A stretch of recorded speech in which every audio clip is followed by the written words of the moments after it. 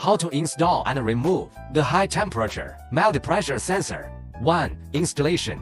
First, before the product is installed, the equipment needs to be heated to the melting point of the plastic. At the same time, you need to check whether the technical parameters on the product nameplate are correct, mainly including the installation thread, pressure range, output signal, and power supply requirements. Next, you need to make sure that the mounting holes are the right size. If you want to install the product in a previously used mounting hole, be sure to clean the hole and any impurities between the threads first. Professional cleaning tools should be used to ensure that there are no plastic residues in the installation hole.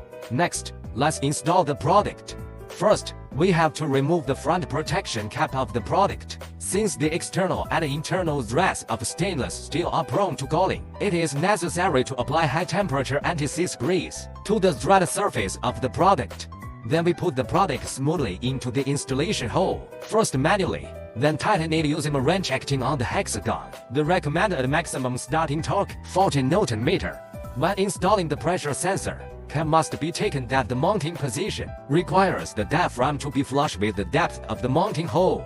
In addition, it is recommended to use a specially configured mounting bracket to fix the product shell. The fixed position should avoid vibration and installation in a strong magnetic environment, and also to avoid exposure to rain or water-influenced seepage, leakage. The temperature of the electrical part of the shell should not exceed 85 centigrade. 2. Disassembly.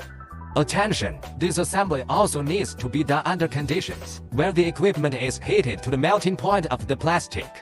When disassembling the sensor, first loosen the electrical connection plug and make sure that the machine is emptied of material inside and that there is no load pressure.